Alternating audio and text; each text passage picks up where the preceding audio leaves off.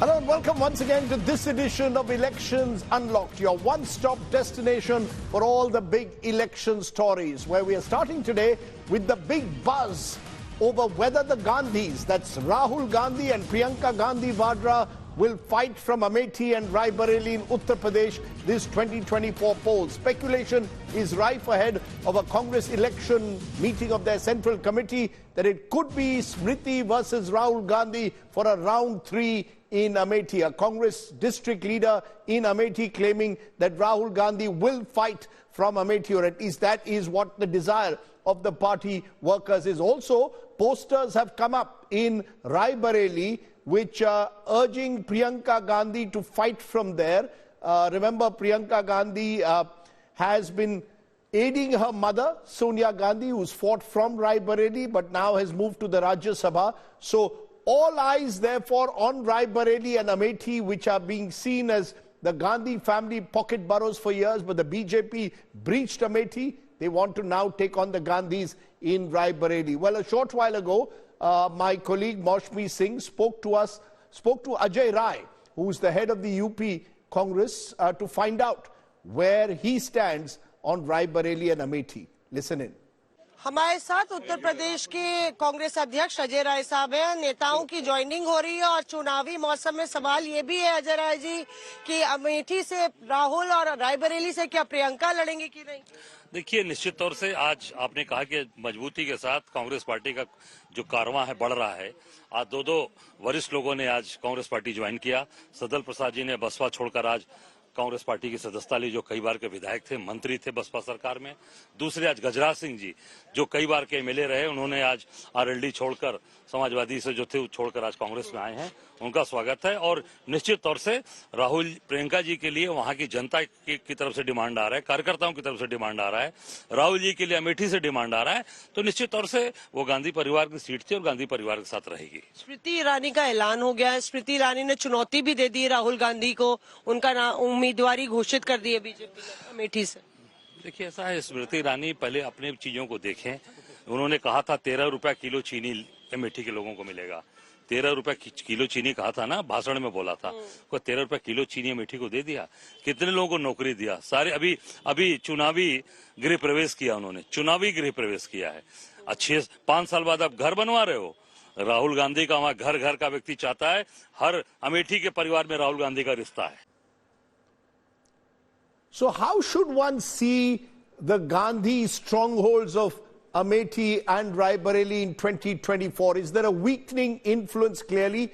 I want to look at it cephalogically with two of India's top cephologists, Sanjay Kumar, co-director Lokniti CSDS, and Yashwant Deshmukh joins me also at this moment. Appreciate both of you joining us. I want to get a sense from both of you of these two strongholds for decades dominated by the Gandhis. But if I look at Sanjay Kumar, just Amethi, in Amethi, for example, Rahul Gandhi won with 71.8% of the vote in 2009, but lost then in 2019 with the BJP getting 49.7% of the vote, Smriti Irani contesting there. Is it clear now that Amethi in particular is no longer a Gandhi stronghold? If we look at how BJP managed to defeat Rahul Gandhi in 2019 Lok Sabha election, I think that's a good enough an evidence, Rajdeep, to suggest that it is no longer the stronghold of the Gandhi families.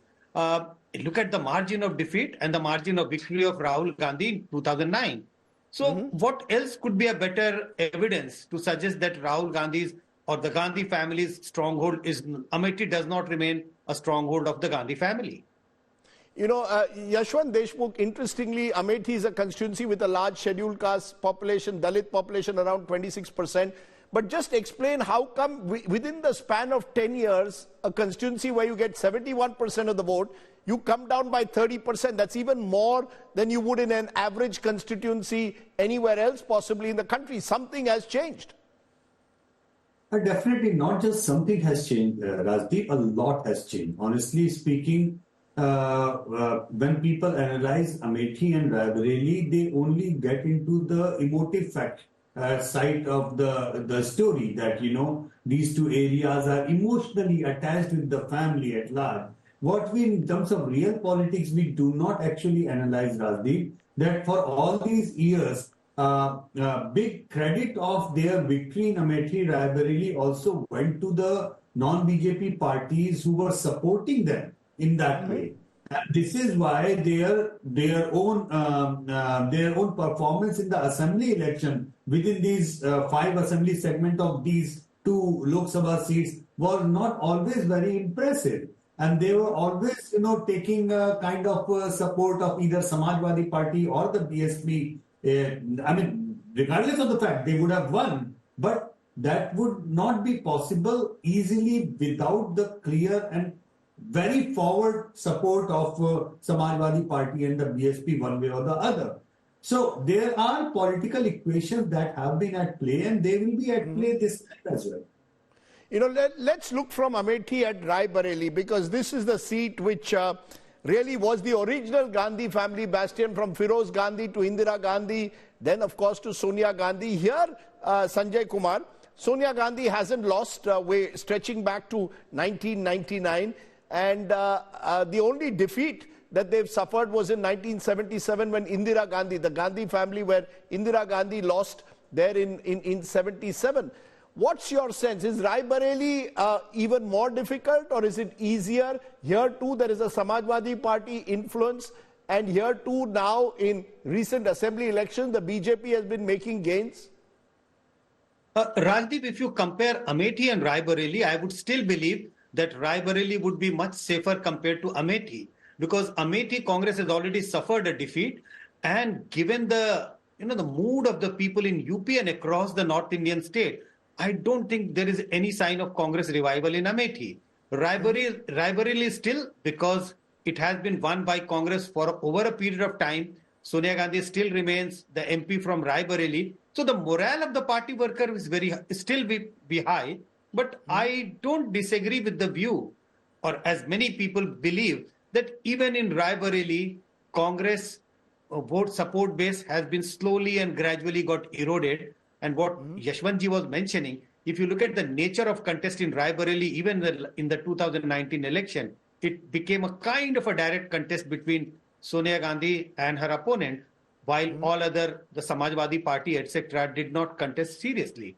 So it is true that even Raebareli does not look like a safe constituency for the Gandhis, precisely because, one, the declining support base of the Congress, but also we should not forget that BJP will make massive effort, pump in all the resources in Raebareli, because this one victory in Raebareli would be kind of a victory for several constituency. It would create a narrative.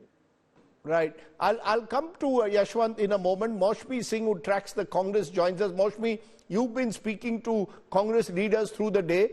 Do they want both Priyanka Gandhi Vadra to contest from Raebareli and Rahul Gandhi from Amethi? Are they willing to take that risk, or some would say the challenge which the BJP is now throwing at them?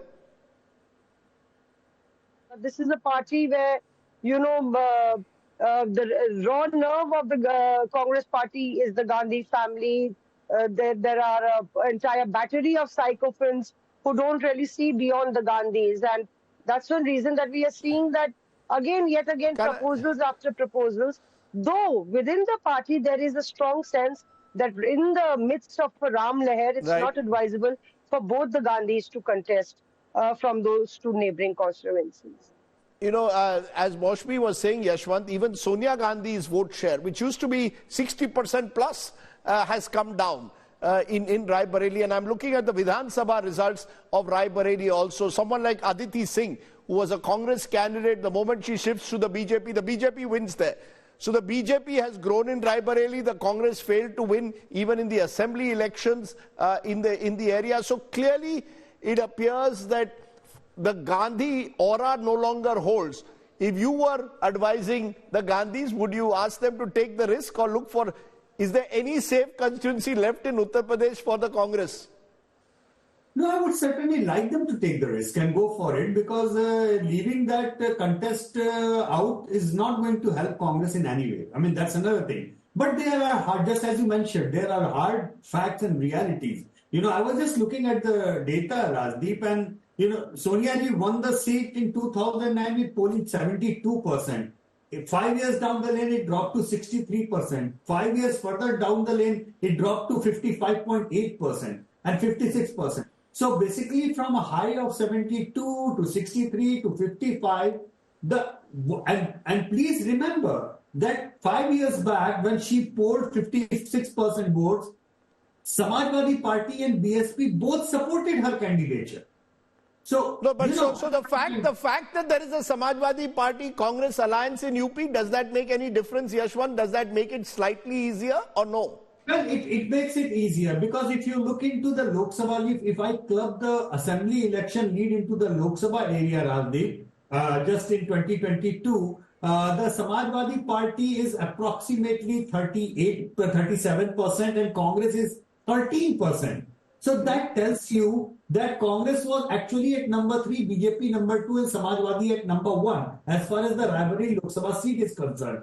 If you club the Congress and SP votes which they polled in assembly elections, that is almost like 50%. So you can safely say that they have a threshold of 50% votes as far as SP and the Congress alliance is concerned in Raebareli. But okay. Is it going to be that easy? It's not going to be that easy. I need to leave it there. Clearly what you're suggesting, it's a tough fight for them. It's no longer a cakewalk. The world has changed and the Congress and the Gandhis are going to have to get used to the changing reality of Uttar Pradesh's politics. Sanjay Kumar and Yashwant Deshmukh, as always, a pleasure having you on the show to decode the numbers in those two crucial Gandhi bastions, well, in another era. You are watching Elections Unlocked. It's time for me now to turn to the west of the country because there are signs there of trouble in the Maha Vikas Aghadi and the NDA. Both the main forces are facing battles for forging an alliance in these elections. You've got Prakash Ambedkar of the Vanchit Bahujan Aghadi who's putting demands before the Maha Vikas Aghadi. That's the Shiv Sena Uddhav Congress Sharad Pawar alliance, as well as the BJP, because you've got the BJP also struggling to get its act together. The Shiv Sena Shinde group, which is in power, is also making demands. They want more seats. Remember, Maharashtra has as many as 48 seats on offer. Let's just listen in first to the reactions we're getting. कोई किसी को certificate देने की बात ना करे, ना मैं किसी को सर्टिफिकेट देने के लिए बैठा हूं, ना मैं खुद सर्टिफिकेट दूंगा। ऐसी परिस्थिति है उस पर।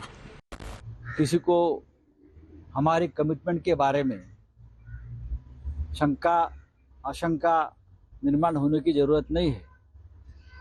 हम कमिटमेंट वाले लोग, कुछ लोग इनडायरेक्ट बीजेपी को मदद करना चाहते हैं। प्रकाश अंबेडकर जी महाविकास आघाड़ी के हमारे सदस्य है, सम्मानीय नेता है।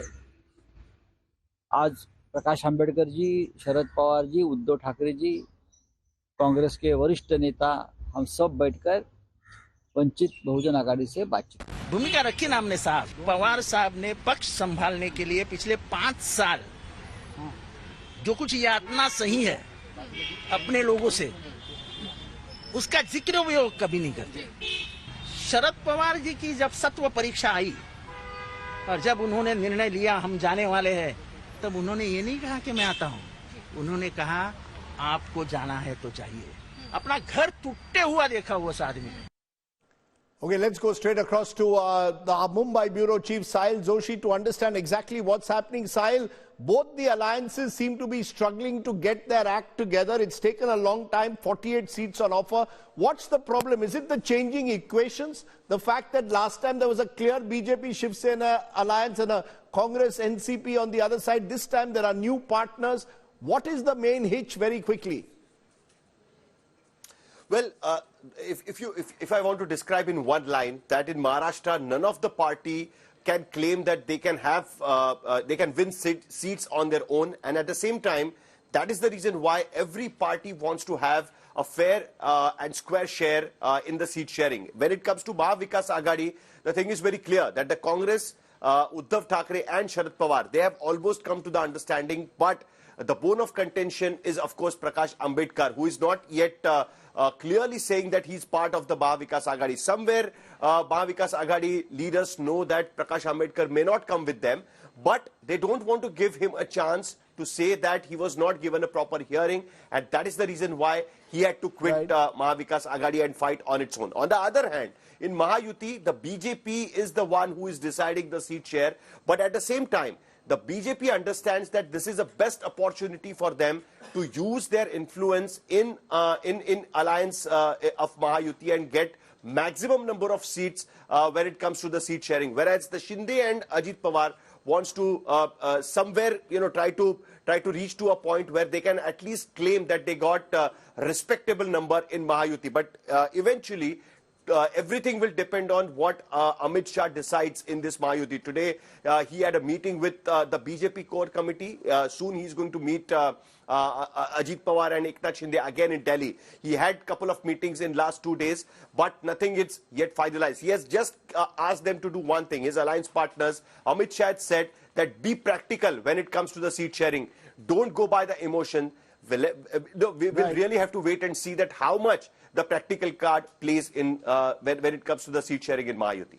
So interestingly, what we are being told by sources is that about 32 of the 48 seats is what the BJP wants. So they want a much larger chunk this time.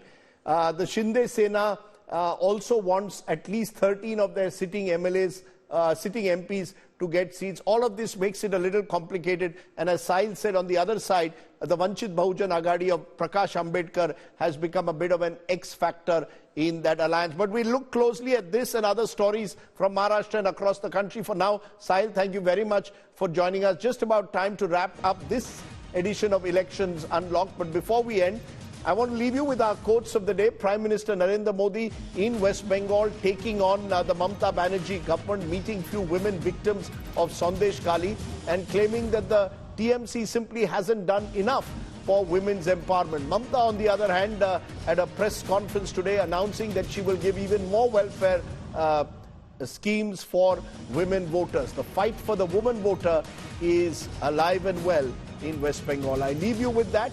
Thanks for watching. Stay well, stay safe. Good night. Jai Hind. Namaskar.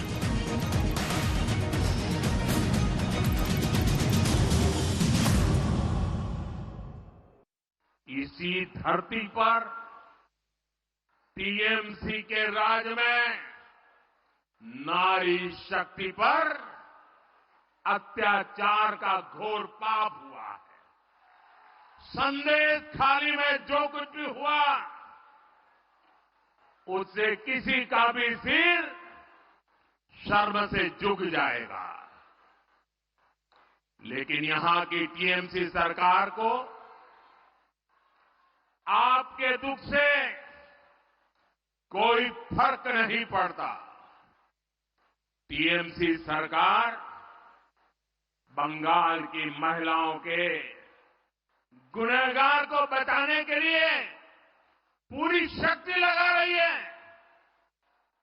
आज যেভাবে সব চলছে আমরা চাই impartial election. আমরা BJP election চাই না, আমরা ইম্পার্শিয়াল ইলেকশন চাই। বাংলা একমাত্র জায়গা যেখানে ইম্পার্শিয়াল ইলেকশন হয়। আর বাংলায় এসে যারা বড় বড় কথা বলছে তাদের আমি বলবো একবার উত্তরপ্রদেশে যান। গত পরশুদিনও দুটো নাবালিকাকে খুন করে তার হাতগুলোকে বেঁধে খুন করে নির্যাতন করেছে। একবার বিলকিসের বাড়িতে যান, একবার হাতরাসে যান, একবার সাক্ষীর কাছে যান, দেখে আসুন বাংলা অনেক সুস্থ, বাংলা অনেক শান্ত। বিজেপির মন গড়া কিছু দাঙ্গার ছক, কিছু দাঙ্গার আন্দোলন দিয়ে বাংলার মা বোনদের যে অসম্মান করার চেষ্টা করা হচ্ছে, এতে বাংলার মা বোনেরা খুশি নয়।